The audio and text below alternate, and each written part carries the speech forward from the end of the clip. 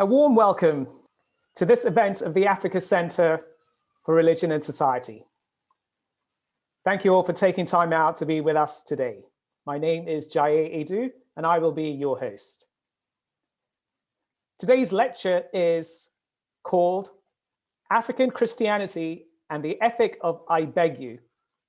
African Worldview Disrupts Christian Moral Philosophy. This topic not only concerns economic development and human flourishing, but also the ethical challenges of religion and politics in Africa. This is going to be a fascinating hour from our distinguished guest, who's an ethicist, economist, philosopher, Professor Nimi Wariboko, who is the Walter G. Mulder Professor of Social Ethics at Boston University in the US. Dr. Wariboko received his Bachelor of Science in Economics from the University of Port Harcourt in Nigeria. He also received an MBA in Finance and Accounting from Columbia University and a PhD in Ethics from Princeton Theological Seminary. He has served as a pastor, a senior pastor at a church in Nigeria. He's a church planter, an investment banker, and a strategy consultant on Wall Street, and has been a consultant to the Central Bank of Nigeria. So it is my pleasure to welcome you, Professor Nimi Wariboko, to begin this lecture on African Christianity and the Ethic of I Beg You, African Worldview Disrupts Christian Moral Philosophy. Thank you, sir. Yeah, thank you, Reverend Edu. I'm very glad to be here. And if you permit me, let me share my screen so I can read and the audience can follow me. As the organizer, Reverend Edu, had said, I'm going to speak on African Christianity and the ethic of I Beg You, African Worldview Disrupts Christian Moral Philosophy. I would like to start this lecture from a simple description or lamentation of the ethic of begging in Kumasi, Ghana, as rendered by philosopher Kwame Anthony Appiah in his book, Cosmopolitanism, Ethics in a World of Strangers. Kumasi is a vibrant commercial town which has one of the largest markets in West Africa. And this is where philosopher Appiah described the begging scene in Kumasi. He said, and I quote, "There is something else about Kumasi, something that probably strikes every tourist eventually. People are constantly asking you for things. It is not just the beggars, of whom there are many, often physically disabled, blind old women and men, accompanied by sighted children who guide them to a car window, polio victims on crutches, lepers with fingers eaten away by disease. Ordinary, respectable people will ask, 'Why did you bring me?' Or, 'Can you take me with you to America?' Or, 'When you go home, will you send me a watch or a cell phone or a laptop?' They ask for help with visas and plane tickets and jobs. It may seem as if they have a widely exaggerated sense of the power and wealth to which you have access. The picture Appiah has painted of Kumasi can easily be transcribed into Lagos, Nigeria, or Nairobi, Kenya, and nothing will be lost in the transcription. Appiah argues that the culture of begging is rooted in the Africa's ethos of relationality, especially the relationship between patrons and clients that undergives everyday culture. And I quote him again, he said, "To understand these constant demands, you have to understand something about life in Ghana. It is true now, as it was true 1 or 2 centuries ago, that success in life depends on being enmeshed in the web of relationships. To get things done, to get a driver's license, a passport, a building permit, a job, you need to be someone or to know someone with the social standing to work your will. Since most people don't have that status, they need to find someone, a patron, who does. In a society like this, To ask someone for something is to invite him to become your patron. It is a sign that you think he has the status to get things done. And so it is a way of indicating respect. Appiah's analysis of the ethics of begging does not tell us much. Begging is not just a mildly disconcerting problem for individuals, as he says, or a mere matter of patron-client relationship. It is a devastating moral problem. Its rising rapidity in the African post-colony has reached crisis level, threatening economic development, jeopardizing justice, and weakening law and order. It gathers the strength to grow not only because of the political disorder of the African post-colony, but also because of its capacity to feed on the ethos of relationality that characterizes African social existence. Begging's relational practice of inclusion feeds on its persistent tendency of exclusion or differentiation when viewed from the wider perspective of a national polity. It simultaneously binds and separates citizens in the same polity. The political hyphenating movement of begging connects members of an ethnic group in the national competition for the scarce resources, but disconnect them from the nation, or at least its goal of justice, equality, and fairness to all groups and individuals. I shall demonstrate in this lecture that the logic and dynamics of the moral crisis of begging calls into question how philosophers and theologians currently study the moral philosophy or social ethics of Christians in Africa. Indeed, it is time to rethink what we know about social ethics or moral theology in Africa. Christian moral theory has a problem in Africa. African worldview is disrupting the Christian ethics or theology imported into the continent. Many of the dominant Christian moral theories in the academy presupposes Western-style, autonomous, self-focused individual. While this idea of personhood is taking root in Africa, it is in conflict with the indigenous ideas of personhood. The incongruence hampers the development of moral theory in African theology. Africans labor under the weight of a crisis of personhood, split self that is precipitated by Christianity, Western education, and colonialism, among others. They are also dealing with the crisis of economic and political disorders in the post-colony. Their experiences of dealing with this crisis is the point of departure for my rumination for this lecture on moral theory in African Christianity. In this lecture, I want to explore an African pre-colonial idea of personhood that is rooted in the simple ethics of responding to pleas of forgiveness, and how this has become dysfunctional in the post-colony. I want to show how this ethic contexts who is human and who is not, by starting with a well-known fictional character, Antigone, who does not, quote unquote, hear "I beg you" from anyone in our community. Antigone is celebrated for her resistance against perceived injustice. But in African perspective, any ethical stand goes too far when the offended person does not listen to pleas of persons in our community. To be beyond entreaty says a lot about your virtues and claims to humanity. Yet there's also a growing recognition that the "I beg you" culture has gone too far. The post-colonial crisis of existence has led to the bastardization of a good virtue or norm geared towards community formation and sustenance. The ethic of "I beg you" has turned into an anti-ethic. Thus, this lecture will also demonstrate how the ethics and anti-ethics of "I beg you" is rooted in the disorder of the post-colony that seems to daily deny the basic humanity or human dignity of Africans. This insight affirms the point I made above that moral theory in Africa should take as its point of departure the situation on the ground, the experience of the situation, what is going on, as Richard Niebuhr is wont to ask. Richard Niebuhr is an American philosopher and theologian. Now, let's go to the section on Antigone antagonizes African personhood. In the ancient Greek play Antigone, written by Sophocles, the eponymous character Antigone is celebrated in Western philosophy as illustrative of many good virtues.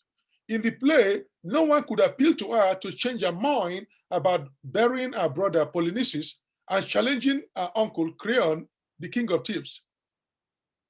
Her sister Ismene, her uncle, and others begged her to drop her stance, but all were to no avail. Her unflinching commitment to martyrdom in the name of justice of divine law is celebrated in Western philosophy. She's often presented as an heroic figure.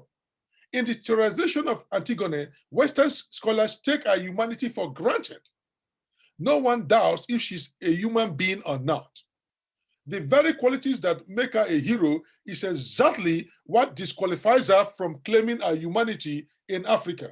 There is an Ijaw, Niger Delta, Nigeria, Ijaw saying which goes like this: the very leaf that the goat finds delicious to eat is what will kill it eventually.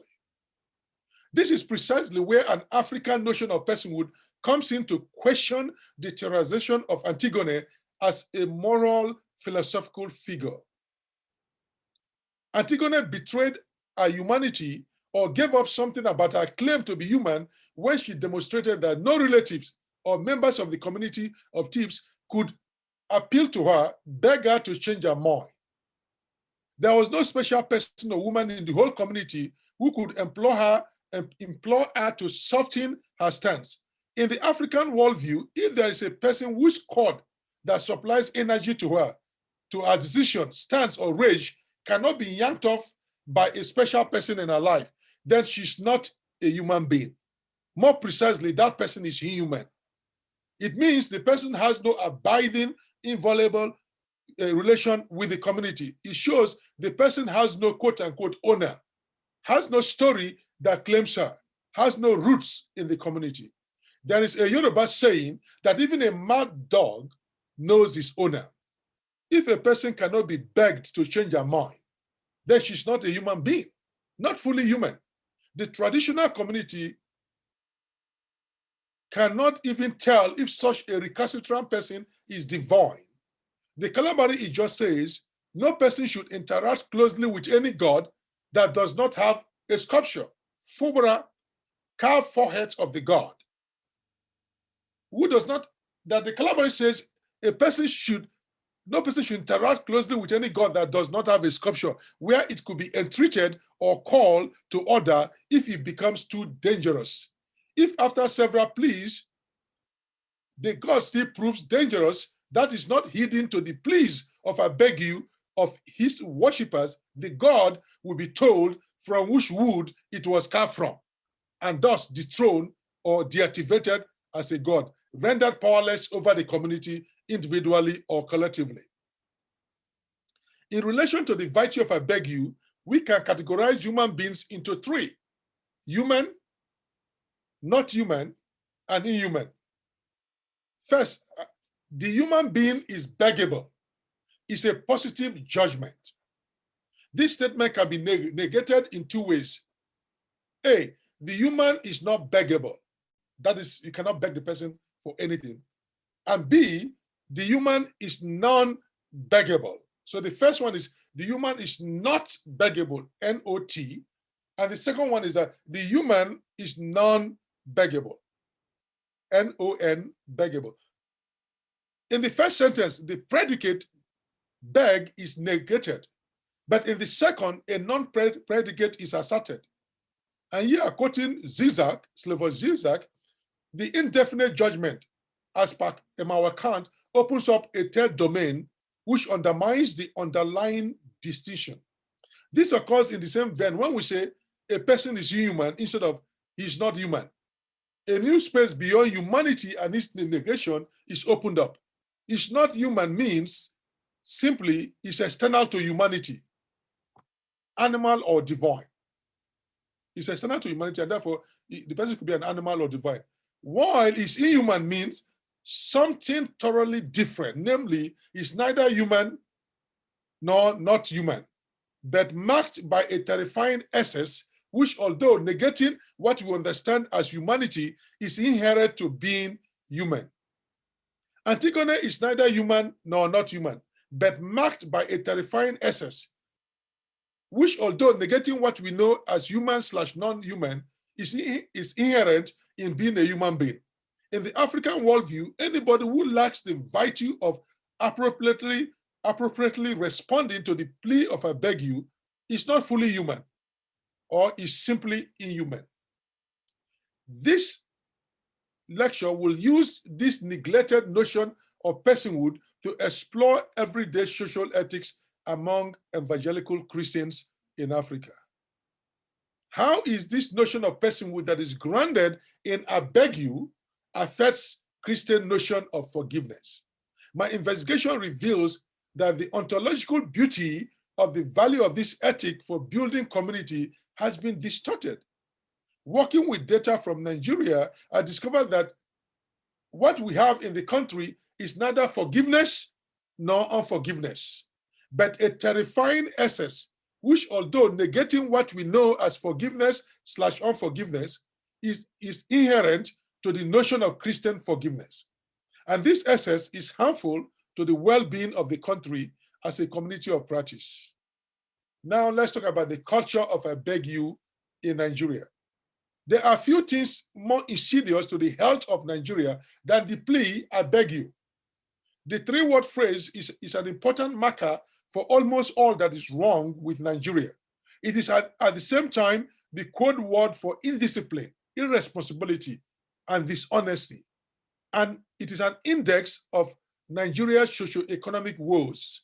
The total sum of "I beg you" uttered every day in the country is a solid indicator of wasted resources and lost opportunities if we care to do our research.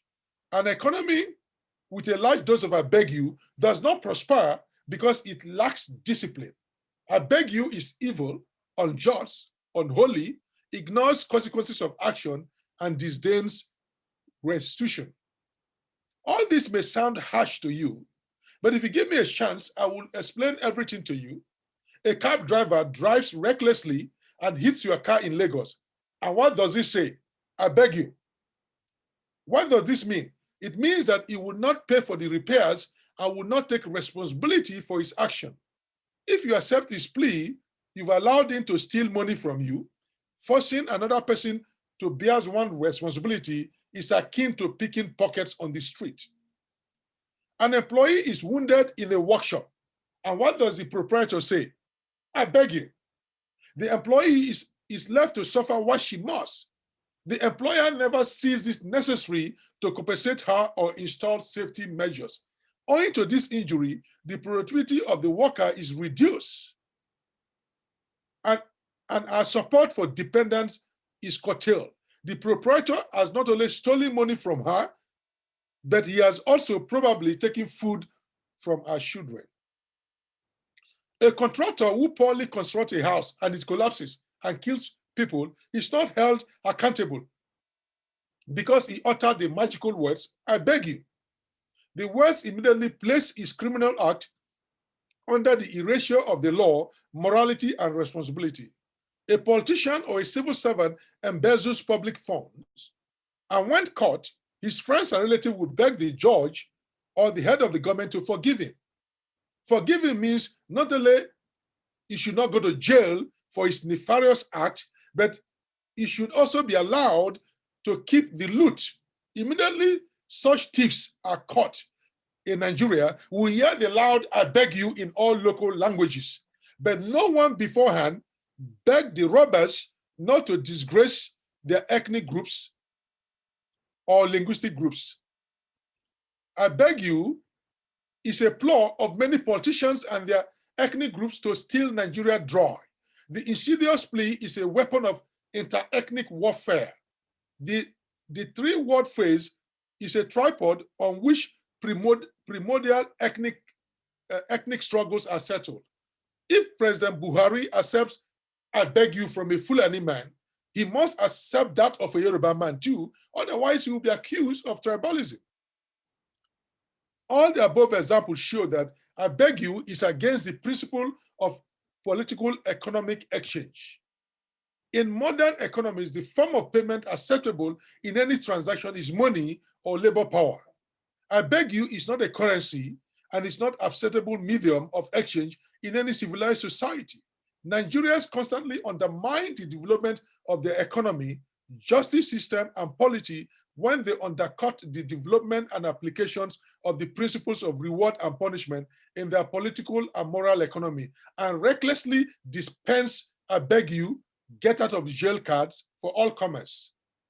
Knowing this inclination of the culture, the predatory ruling elites have even built the tool of I beg you into their primitive accumulation strategy in order to avoid the rigors of capital accumulation through the capitalist market principle of exchange. Loot the public resources and beg the people for forgiveness, and nothing happens to you. That happens to be their strategy.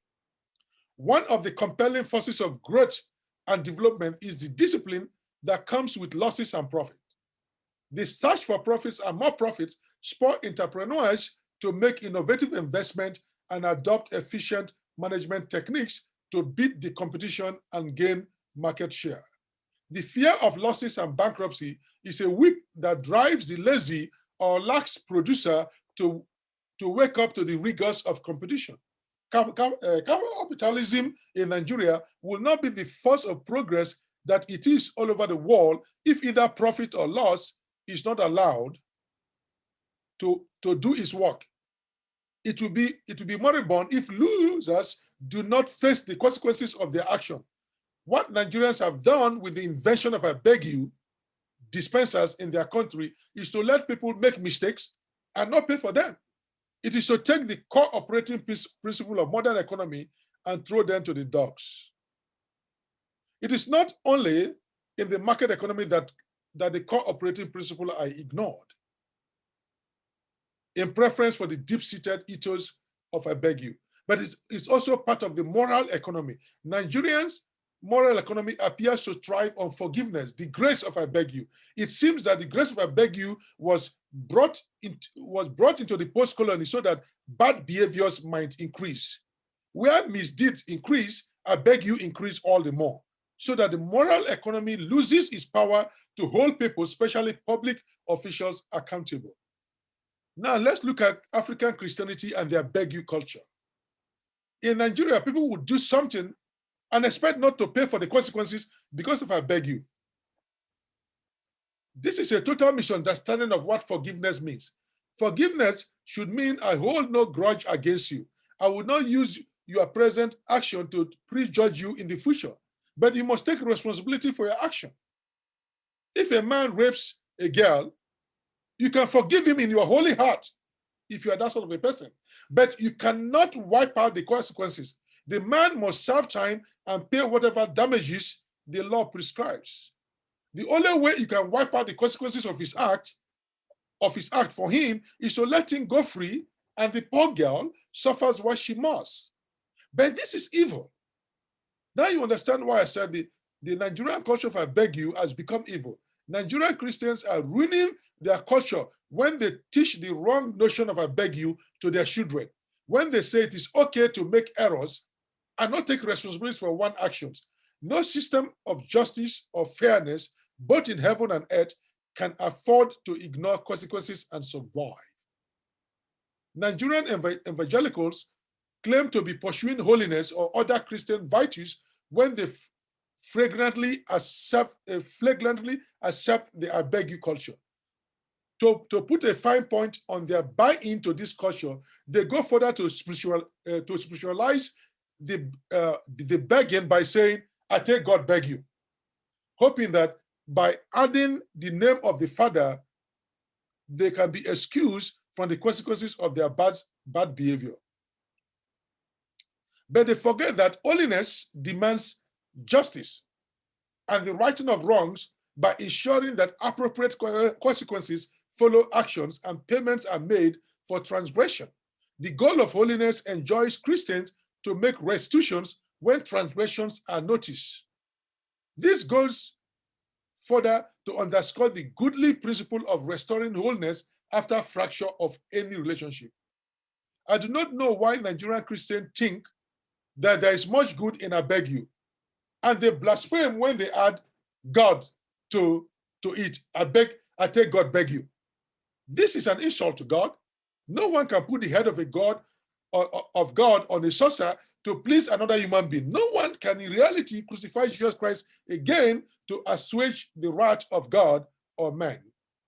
Nigerian Christians need to teach themselves how to take responsibility for their action. When people deliberately commit a crime or are reckless in their action, and we do nothing, we are not showing that we are merciful, but only portraying that we are careless and are not ready to design a society that will adequately respond to reward and risk, profit and loss, crime and punishment. There is nothing intrinsically wrong with I beg you, but it is its variant and modus operandi in Nigeria that this ethicist does not like. Now, the post-colonial context of I beg you. Having said all this, having said what I've said since I started this lecture, let me quickly state that it is not enough to conclude on this note without an appreciation of the context that creates and facilitates such an ethic. That is the ethic of I beg you. Nigerians are not merely irresponsible because they beg. No. Nowadays, they are abusing the traditional ethic of I beg you because of the structures of the post-colonial society, the informal nature of its economy, or the unevenness of its modernity, and the incompleteness of social institutions or infrastructure that strangulates everyday life. Every day, ordinary folks are making pots out of a sower's ear. In fact, they can make a whole handbag out of the pig's ear, out of the sower's ear, and even build a whole city from his fat body. Often their best effort falls short. Take this for an example. A surgeon who struggled to build a hospital for his community makes a mistake while operating on a woman. He does not have a malpractice insurance or savings to pay any compensation. What can he do? He begs the person or the family for forgiveness. What monetary compensation can the woman receive if she refuses to listen to his plea of I beg you? If a poor cab driver plying his very old car on the decrepit Nigerian roads hits a fancy car, what else would suffice other than to beg the owner of the expensive car? In a country where many cars are not or cannot be insured, the roads are death traps, and most people are just getting by. Drivers have no choice but to use the moral weapon of I beg you. The moral weapon of I beg you is ambiguous. There are cases when it is genuinely deployed to save the skin of a poor person after a terrible mistake. But it's also used strategically as an instrument of class struggle and as a tool of primitive accumulation, the looting of state resources by the predatory ruling bourgeois class in the Nigerian post-colony. Evangelicals are aware of the two-edged sword nature of I beg you as moral weapon. Their everyday moral theology labors under the weight of this two-ness. This is not to talk about the abiding tension between forgiveness as a Christian doctrine and the cultural, quote-unquote, doctrine and promise of I beg you. This assemblage of tension is the situation that critically conditions moral thinking in African evangelical Christianity.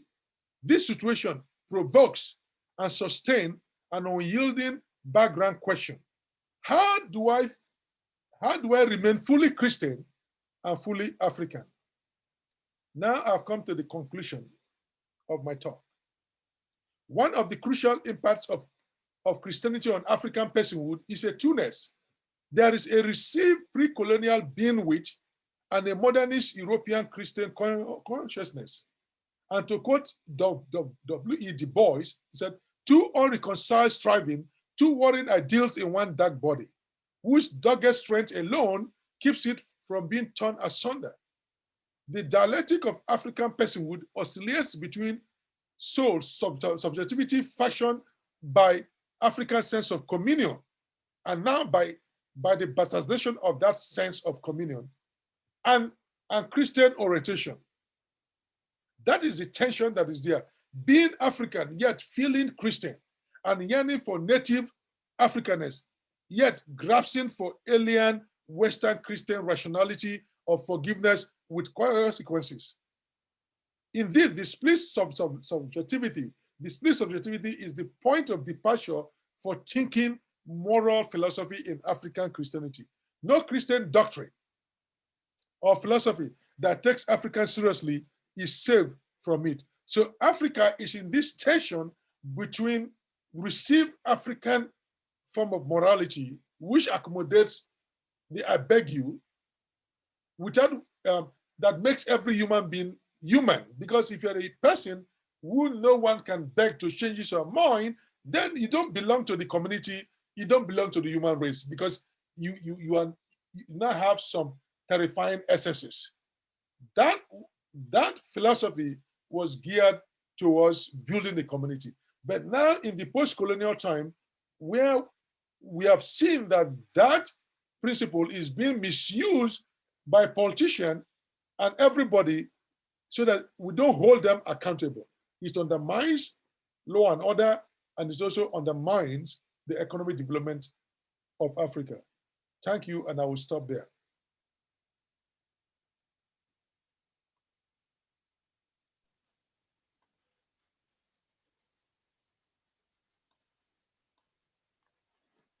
Thank you, Professor. Yes, Thank you very much. That was a very interesting, very thought-provoking lecture. And I think I would go straight into the questions as they have come in. The one I see here is from Daniel, and he says, "Thank you, Professor, for the insightful lecture. Please, is the I beg you culture prevalent in one Christian denomination in Nigeria, or is it a general phenomenon?" It's more general. I was talking to a Catholic priest, who is a professor, and he said he was a part of a school in the East, I think maybe in Anambra or Enugu State, and he said there was a guy training to be a seminarian, and he did something that was not right, and he wanted to expel the student. He said before he knew, the student has called the whole of his village, his mom, everybody came to him to beg him to change his mind, even though they know what the priest did demands that. The student did demands that he should be expelled, but they have to prevail upon him. So it's an African culture that has been bastardized because it's now used for the wrong purpose in many cases, and so even Christians, evangelical Christians, use it at the point where they even add to it, "I take God beg you." Like in those days they will beg you with everything. They will say, "I take your mama beg you, I take your father." Then now they can freely add God, and if you don't listen to them, they will turn around against you. Like I've seen cases, and a friend who left the U.S. and went to Nigeria reported a case where she was on the road and somebody hit her car, and then she demanded that the guy present insurance or make arrangement for the payment. So initially, said the crowd gathered around her in Lagos, and they started to beg her, "Please let the man go. God has blessed you. You have the car. Let this poor man go." And she said, "Who is going to pay for my car? I don't have that kind of money." And after begging her for 10 minutes, of course, they'll beg her in the name of God, in the name of Christ. Are you the Christian? Or if you're a Muslim, we beg you in the name of Allah. They will go on and on. And if you don't want to yield, then the crowd turns against you and say you're a wicked person. You're ungrateful to God. And so no one takes responsibility. And it's not only at the street level.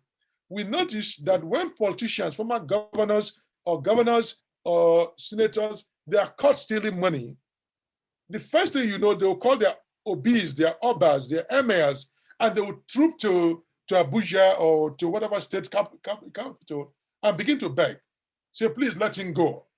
Or they will even go to the judges handling the case and beg. Anyone who has been in a position of authority in Nigeria knows that people don't want to be held accountable for the mistake that they make. So their instinct is to beg. And when you say organizations the organization has rules and let's keep to it, then you are the wicked one. You are the bad one. So somebody embezzles money, it doesn't construct the road that he took money. And then even in his own village, and you call him out, everybody says, oh, I beg you. So that is what I'm talking about. So it's an African ethos that has been bastardized. So we could see it in many cases. Because this lecture is geared towards evangelical and Christian, and I tend to focus on that. But it's also a way to call them out to say, if we really believe in creating ethics or African theology, this is an issue that we should address.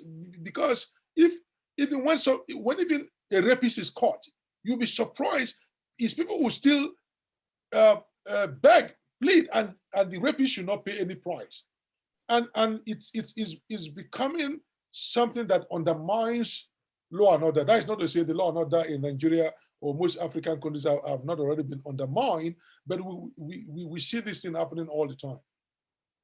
Yes, I have Charles here. You had your hand raised up. Do you have a question? Am I heard? Can I be heard? Yes, I can hear you. Yeah, Prof, this is excellent. I'm a Ghanaian. I'm in Charles Prempeh, obviously from Ghana.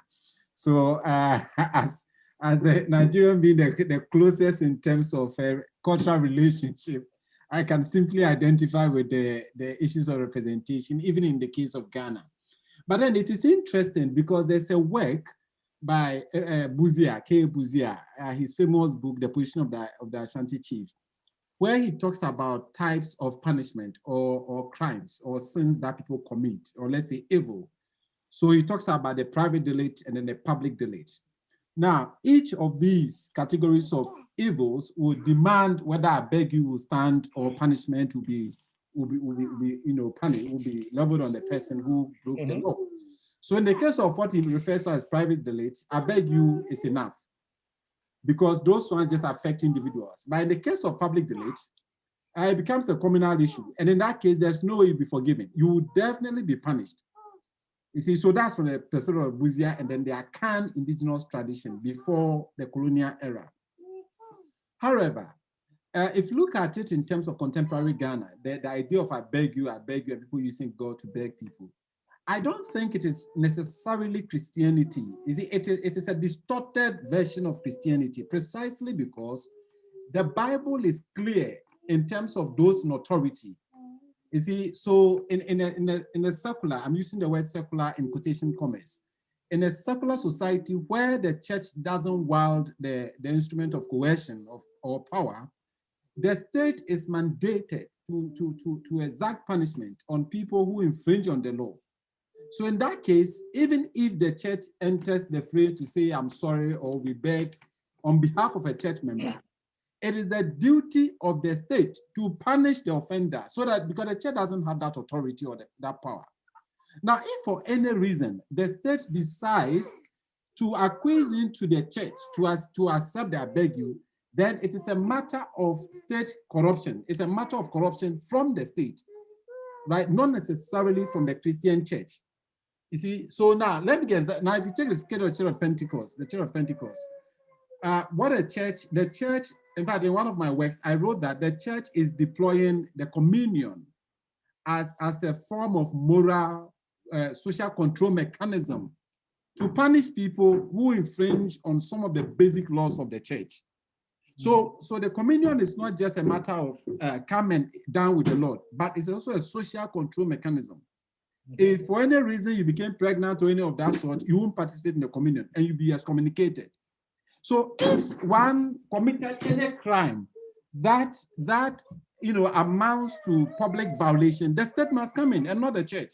So that's my point. So no matter what the church does, the state in Africa must do their best legal, rationalist type of administration. And I think that is the solution. Anyway, it's a brilliant presentation. I'm so grateful you gave us this paper. Thank you so much. Yes, but like I stated, that the problem is that both the state has abdicated its responsibility. That is the post-colonial context, right? The state have abdicated its responsibility, and the churches and the traditional society Listen, I know in the traditional Ijaw community, there are even certain crimes that you'll be punished. But if you commit it 3 times, 3 strikes, they will expel you from the community as a whole, right? And so what my paper is saying, that this bastardization of the basic African ethos, so to speak, of both social formation and control and forgiveness and the way of defining our humanity has been bastardized in the post-colony. Of course, it started in the colonial era, post-colony. And then, so I'm saying that if Christian, because the focus of the paper is how does it affect Christian theology? So I'm saying that Christian theologian or moral philosophy have to account for this thing and then see how we get out of that, because it's something that is pervasive in the society, both at the state level. In Nigeria, they will go and beg the judges, or they will go and beg the presidents, and then they will, in the village, it happens. And so the question of forging a moral philosophy for Africa must come to terms with this kind of bastardization of basic African values that are being misused in the post-colony. And the fact that Christians or even Muslims or even people in African traditional religion, we are all abusing these ethics of, I beg you, that was supposed to have limits, not free. This in Africa has a way of punishing people. It has free limit, and it was a form of moral control, and also a way to ensure that when people do things that are not very devastating, there is an avenue for forgiveness. But that, my point about is that this I beg you culture is affecting so many things in Christian theology. And also, if I were a Muslim would also look at it from that point of view. How is this thing affecting an Islamic conception of what forgiveness should be, or what moral philosophy should be? But I thank you very much for that insight, especially for reminding me of Bussia's work on the position of the Ashanti kings. Thank you, Charles, and thank you, Professor, for your answer. We have another question from Peter. The question is, you have interestingly highlighted how the economic standing of individuals in Africa could make them go for the I beg you as a way out. And this is real. The question is then, is there another way out of this problem for Africans in other countries other than improving the economic situation? Well, that's a good point, right? If the economic situation improves, if the infrastructure is there, if people can afford insurance, car insurance in case of accidents, and if the insurance market will actually work, and insurance companies will also actually pay when they make the claim, so it's all connected. It's this breakdown of our basic infrastructure, right? And that will help. But it's also a question of law and order. And sometimes this debate goes on in economic development studies. Which comes first? Do we have a government that begins to take seriously the laws on the book and create a society of law and order and justice as a basis of moving things forward? Because that's why I ended up the paper by saying, let's look at the post-colonial context. Because I didn't want to portray Africans as if there's something basically intrinsically wrong with them, and that's why they're behaving this way. I'm saying because of the nature of the disorder in the post-colonial society, and that has gone on for decades, 60 years in many cases. So that is affecting people's behavior. They're reacting to the environment. So, and as like Charles Prepper just said, if perhaps the state is doing its work of keeping law and order, holding people accountable, maybe we have some kind of a break about this thing. But the state itself in Africa is a problem. The state, the post-colonial state itself is an obstacle to economic development, it's an obstacle to justice. So we are in this kind of a vicious cycle, but we can break out and we can break out through politics, but of course the politics is messed up because we need to change who runs our institutions, right? And we need to think seriously about adapting our inherited institutions to meet our modern needs. Because definitely our ancestors handed over this principle of values of that you must listen to the pleas of other people when they're in crisis. If you're a human being, you must listen to them and help them. You don't just go the old way. But we see now that has been bastardized, and it's the duty of moral philosophers, moral theologians, ethicists to say, how do we begin to reconstruct African social ethics? Because the task of economic development is not merely going to be technical things about capital investment, roads or so.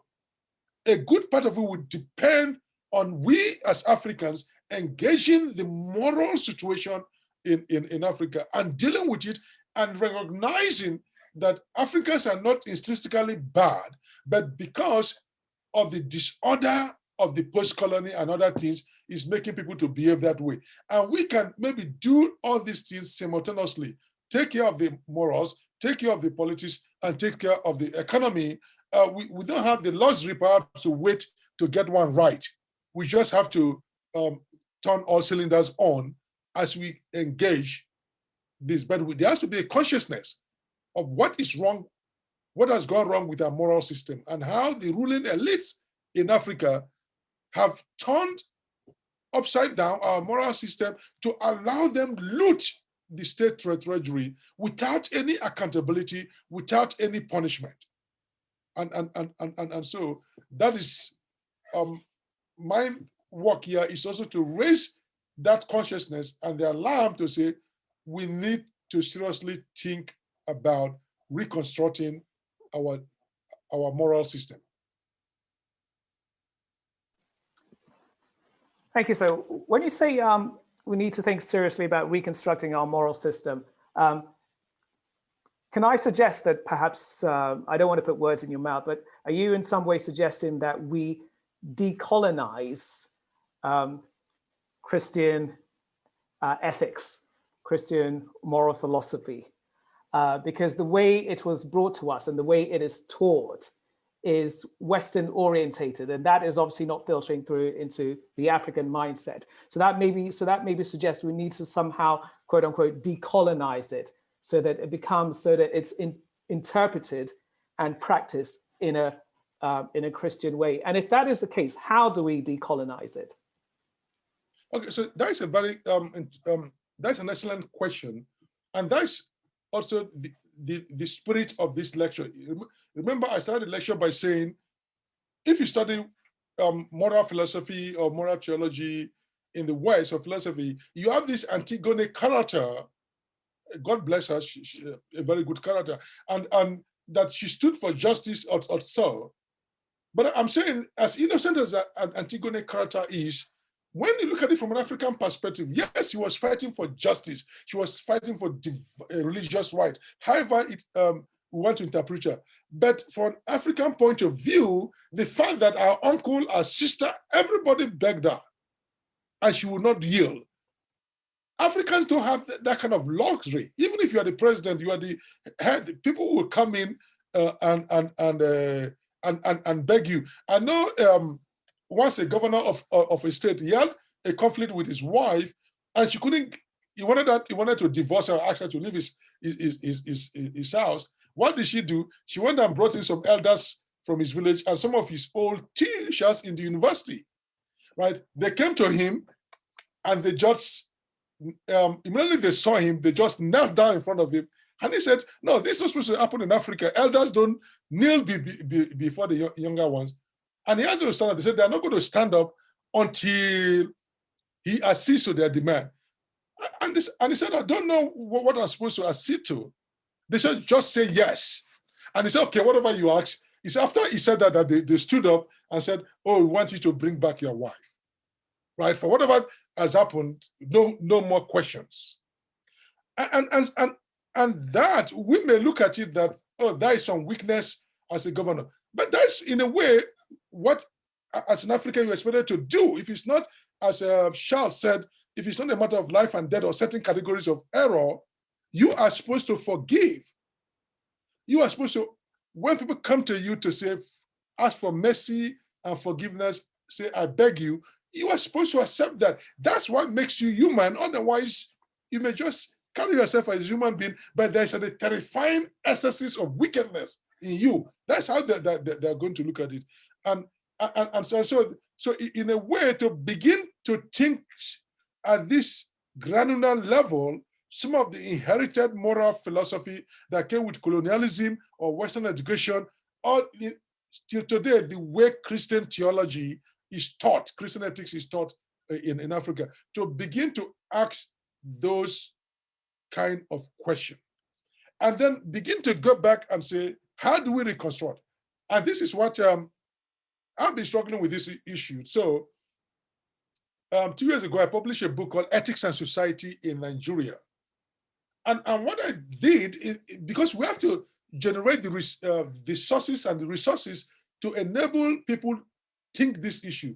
So I wrote the book, Ethics and Society in Nigeria, Identity and Political Theory, right? Identity, History, and Political Theory.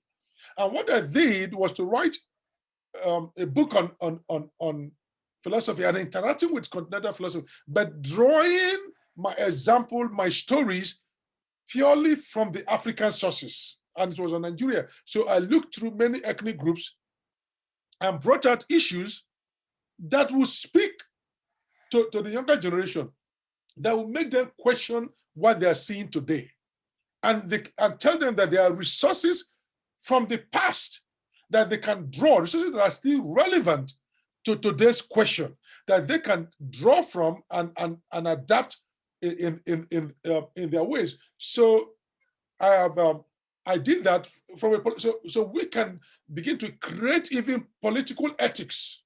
That's what that book was about, from the resources of our African past, right? So that is one way you begin to do, because once you take those resources very seriously and you engage them, they are likely to force you to ask different kind of questions and perhaps comes to different forms of answers. I did that, and 2 months ago, I just finished kind of a volume that will go with that, which is on economics. And I thought through, how do I create an economic philosophy of development that will draw its resources, thought patterns, and everything from African resources, right? So that's what I've done. Why am I doing this? So that those who are coming behind me will begin to have confidence that there are enough resources in our environment, right, to begin to tackle this question. It's not that others have not done it. It's not that others have not drawn our attention to the existence of those resources and sources, but I'm just adding to it from my vantage point of being an ethicist, a philosopher, an economist, to say there are resources that we can use to think through our problem. So I've tried to do that for political theory, and I'm now doing it for economic philosophy. So in my way, that's the way we can begin to reconstruct our ethics. Like the example we hear about the Church of Pentecost, a common thing as Holy Communion in the past was used to kind of make sure that people obey basic moral rules of the church, of their community. And the church bringing that back is in a way how that church is trying to reconstruct its moral philosophy, or the moral philosophy of its members. These are there that people can do anything they want and there is no consequences, because they will simply say, I beg you, and all will be gone. Not that I beg you is bad. I'm saying when it's overused to the detriment of law and order, to the detriment of justice, to the detriment of our political and economic development, we need to call it out for what it is, not to throw it away because it's part of our inheritance that is good for us, but to call out the excesses and deal with the excesses. Thank you for that very, very comprehensive answer. Thank you so much. I have another question from Joel, and I'm going to allow you to talk, Joel. So please go ahead. A nice lecture. By the way, I'm really enjoying it as well. Now, my interest has been in exploring the role of religion in development. And if people who are exploring the great question of religion and development in Africa will always come across current data that is showing that religion is on the increase in Africa. And my question would be, because Professor Nimi, you refer to the ethic of I beg you as a moral problem. And so my question would probably want to or seek to understand how religion is contributing to Nigeria's development. There are scholars, for example, like Dina Freeman, who has really, she has proposed actually that the development must actually accommodate the non-Western alternatives to development, and actually saying that religion is pertinent to Africa's development. Now, if the ethic of I beg you is a moral problem, my question would then would be, is religion really failing Africa? Thank you for your question. Yeah, Joel, your questions are wide-ranging, but I'll try to tackle them. Okay, this is the way. As Dana Freeman, I'm familiar with her work. I reviewed one of her books years ago. Said, look, she had this edited volume showing how Christians, churches, denominations are helping to fuel development at the grassroots level. They're doing projects. So in that, she's right. And especially she's focusing on Pentecostal churches, that they are there, that they're not interested in social justice issue is not completely true. And I like that for our work. So in a sense, you could say they're promoting economic development. And I also wrote an essay a long time ago on Pentecostal paradigms of economic development, showing how different Pentecostal churches think about the issues of economic development and how they are going about it. So I don't want to deny that they make some positive contribution, but there are other areas where I think they're making negative contribution or they are not helping matters.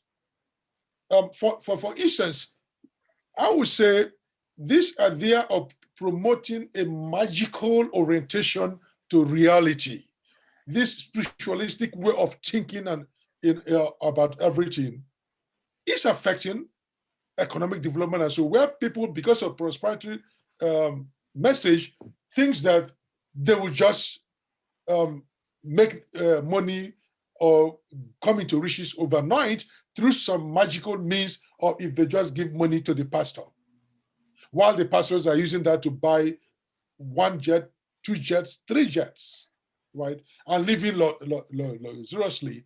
So there's the issue that if you have this certain orientation to reality in this modern period, postmodern period, where you are controlled more by a magical way of thinking, I would think that affects economic development. So in that case of promoting that way of magical thinking, they are undermining economic development and rationalistic way of thinking that is necessary. But it doesn't mean that every Pentecostal is therefore irrational or is therefore magical. So we need to acknowledge what is happening there. So that is one way. And in the same way of this magical thinking, even among Pentecostalism, people do not always connect reward and punishment. They do not always connect efforts, to rewards or crime and punishment. So, if you're a Pentecostal and somebody comes to beg you and say, "I beg you in the name of God the Father, God the Son, and God the Holy Ghost," it's expected that you must yield, otherwise you are seen as not a good believer. That how could somebody use the name of Jesus Christ to beg you and you don't yield? So even within a Pentecostal cycle, people are left off the hook because they can whip out that weapon or so. Or somebody commits a crime and the Pentecostal reaction will be, let's pray for him or her. And ultimately, there is no consequences, right? And so we are looking at this situation is not peculiar to Pentecostals. It's not peculiar to Christians. Even the Muslims in Africa are involved. The Muslims in Nigeria are involved. The traditional rulers are involved. Everybody has come to almost everybody has come to the point where you can get away with crime because the state does not have the resources to prosecute crime and follow up. You can go to the hospitals and nothing will happen. Yeah. If you go to school, lecturers will sleep with students or punish them for not, and nobody pays a price, right? And people will complain. So we can get examples over. And even within the Pentecostal cycle itself, when people have committed crime or pastors have done something, they can also go and beg their superior, and their crimes are forgiven. I've been in cases, I've seen cases, and people have reported to me about this kind of attitude that you would think that sometimes Pentecostal churches will hold a certain standard of behavior above that of the society. But they find out that Pentecostal churches, and indeed other churches or mosques, they're embedded in that society. They have not proven themselves to be better at keeping any ethical standard. That is the real issue, because a lot of people in Africa claim to be religious, and I have no doubt that they are religious, either they are Muslims or Christians or so. Then the question is, who are those committing the crime and the corruption of the state? Because every president or vice president in Nigeria, every minister or somebody goes to church and they claim to be good Christian or good Muslims. But we all know that there are thieves in the public church. So what is happening here, and why are there churches or their pastors not holding them account? Yesterday, somebody sent me a video clip of a well-known Pentecostal pastor in Nigeria, and he was given a sermon and he was celebrating it. That he said he went to minister in UK, London, and when he was going, he found out that at the airport that he had over £30,000 cash in his hand, and that he wanted to travel. And I don't know the UK law, but in the US, if you have $10,000 cash in your hand, you have to explain where you got it. You can't just enter the plane. And he said at that point, God told him to give that £30,000 to another pastor. See, he gave the pastor as a gift.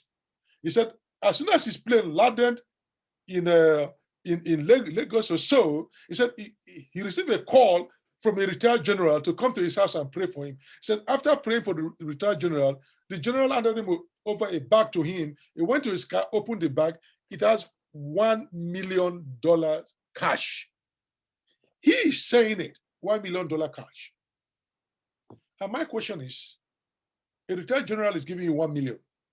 Where did that money come from? The whole of his salary, probably as a general in the last 10 years of his life or so, wouldn't amount to $1 million. And he's giving you $1 million in cash. And the question is, you as a pastor, did you pay tax on that income? What happens? And there are laws in Nigeria about how much cash you can keep. So you see what I'm saying? And so there's, even at that highest level of a denominational leader, Pentecostal, there is no awareness of breaking societal rule. There is no awareness that there's something morally wrong. You could just go to the house of a businessman, they'll give you $1 million cash, and no questions asked. Right? So these are the kind of things I'm saying that the Pentecostalism is also part of the problem of Nigeria or Africa. Thank you, Professor. Thank you for your answer. And thank you for the question. I have another question here from, Patrick has his hands raised. And so Patrick, I'm going to allow you to talk. And please make your question brief, because I think this will be the last question before we wrap up. So Patrick, go ahead. Thank you, Jai, for bringing me in. Thank you also to Professor Nimi. I've been following you. I traced you to Boston College because I've read a couple of your works on political networks. So since that, because I've been trying to come to Boston College, so I said, I hope to link up with you after now. But straight to my question. Because of your background, because I've read a couple of your works, I'm trying to paint a scenario, from what you said about your friend whose car was bashed. So Yes. Let's imagine that person happens to be a business person in Nigeria, Mm-hmm. who has amounted wealth through her business. And this poor man that bashed her car now said, I beg you. Why I'm painting this picture is I expected you to explore more the capitalist woes that have created more poor people in Africa, that will make people to actually use this sentiment of I beg you, because if two equal persons, if the person who bashed the car is gainfully employed, and you bash an expensive car, but because you are gainfully employed, one expects you to pay, to make restitution or to repair the damage. But in a situation whereby we have a lot of poor people being made poor by systemic economic oppression, which also too by extension goes to the churches. Because I see a lot of I beg you that are not said from the oppressors. So who is begging who in this context? Thank you, Prof. Thank you, Patrick. Yes, thank you, Patrick, for that interesting question. Three things. I said my friend who went to Nigeria was not a business person. She just finished college here and had a master's and worked for a few years before going back. So she's not. But even if let's say it was a businesswoman that did that, you are very right that the conditions of the poor forces them to do that. And I think, I don't know if you were there when I gave the main lecture, when I look at the post-colonial context, I actually mentioned this lack of infrastructure, insurance, the poverty of the people, that Nigerians are doing more just to survive, that they can, even in a bad situation, they are trying to make something out of it and live. So I did acknowledge that point, that is the poverty in the society, the predatory nature of the ruling elites that have created a form of capitalism that loots the state treasury, that loots individuals of their dignity, and is not ready to create an economy that will compete or create jobs and wealth and allow for human flourishing. That we cannot examine or talk about this issue of I beg you without paying attention to that social context. So I did say that, and I'm happy that you brought that up again, because we need to remind people. And I ended up by saying is that my major concern is the ruling class using this I beg you culture or the bastardization of I beg you principle to their own selfish end. Now, the poor man, let's say that car will cost $200 or £200 to repair, and he begs and is forgiven.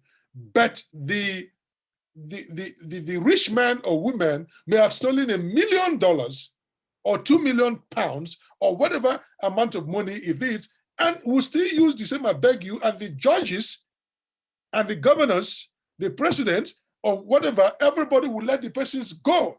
As a matter of fact, the I beg you is more, in terms of economic value of distortion, is more with the ruling class, what they loot and what they can get away with by just simply begging their fellow elites or asking the traditional chiefs and rulers who are members of their own class to go and beg the judges or the police officer or whatever is involved. It's more of a problem than what whatever it is at the level of the lower classes.